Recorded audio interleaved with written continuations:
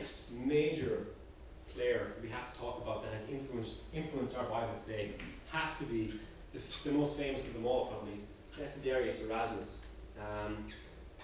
This guy was born in Holland during an era that was known as the Renaissance, okay, and he was heavily influenced by the ideas of the Renaissance. One of the big ideas of the Renaissance was this thing of ad fontes, back to the sources.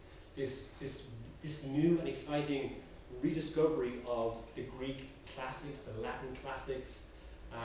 This was a time of learning the classical languages. Erasmus was very influenced by this. He had a very strong desire to learn Greek, as this was something that was very avant-garde during the Renaissance, to get back to the classical languages.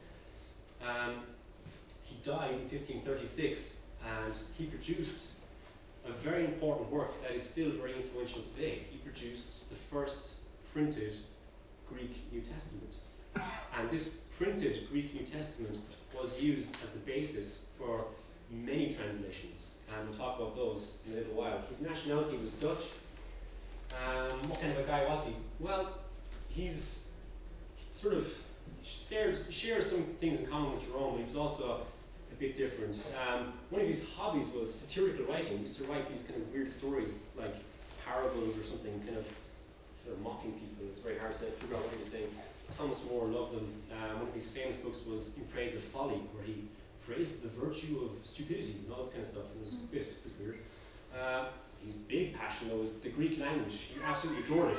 He studied it. He went on to England to teach in Oxford and Cambridge. So he laid a basis there for the beginning of the study of Greek in Britain. One of his major passions in life was good manners. I'll tell you some more about that.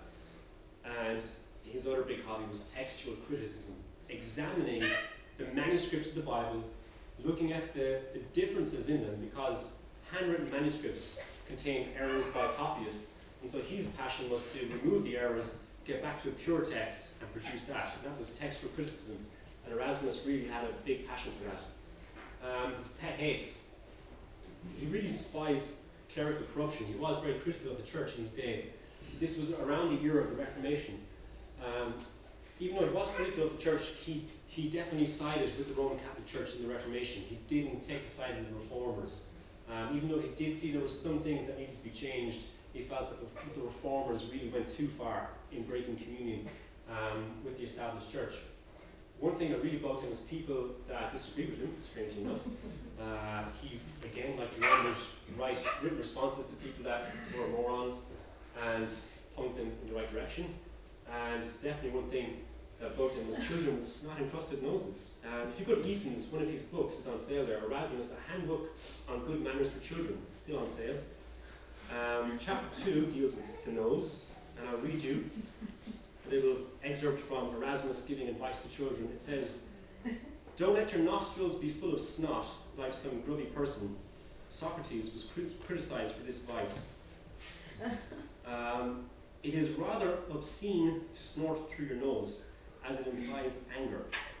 You should also avoid speaking with a nasal tone, as this is the practice of elephants." And so this book was extremely popular in Europe. It was translated into English. It's still on sale at Eason's. If you fancy grabbing a copy, there's some fascinating chapters on feet and other things. One of his other major pains was Martin Luther. Himself and Luther had a major falling out. Luther wrote an entire book against Erasmus, and Erasmus really didn't have an awful lot of time for him either.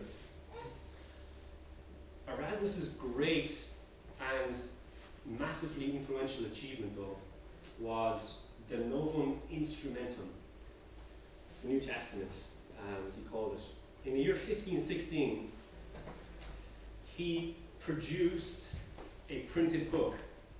On one side was, well, it's a really small picture, but on one side was a revision of the Latin, and on the right-hand side was the underlying Greek text for that revision. Okay? And this was to revise the work of Jerome and to display the reason why he decided to change some things on the basis of the underlying Greek text. The reason why it was so influential was because it was the first printed Greek New Testament. And as such, it was a critical edition of the Greek Bible, in that he decided to produce a text that he considered pure, removing the scribal errors in handwritten manuscripts and producing a printed text that could be used by scholars to then translate into different languages. Again, it was seen as a controversial thing. Erasmus was criticized by even his closest friends for having the sort of heretical view of revising the Latin Bible. I mean, one of his friends wrote to him and said, "Dear Erasmus, you know, I hear you're doing some great work. Quick question for you. Why are you revising the Latin Bible if it's already perfect?" Full stop. If it's been around for 1,000 years, you'd think it was pretty okay, yeah? The church seems to have done fine with it. So there was this kind of mentality that, you know, it's been around for 1,000 years, the Latin Bible. Why do you need to sort of, you know, fix it? Erasmus' response was, you know, the Latin Bible has changed a lot in 1,000 years. You know, it's not like the first edition that Jerome put out.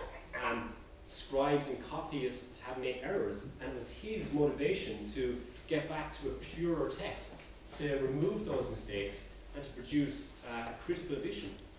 Some people felt he went too far, other people were delighted. On the whole, though, he was definitely well received. This is an example of one of the manuscripts that Erasmus used.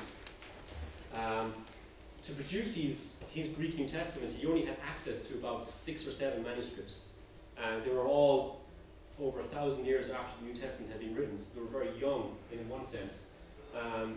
He produced it. This was the manuscripts he'd be using, and on the sides then he'd write footnotes to the printer telling him, you know, what things to change and what kind of a text to produce.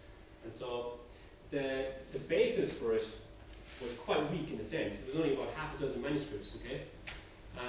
Another curious thing was that some of the things that he put into his text actually had no basis in Greek whatsoever. They were what were called, you know, readings with zero Greek manuscript support.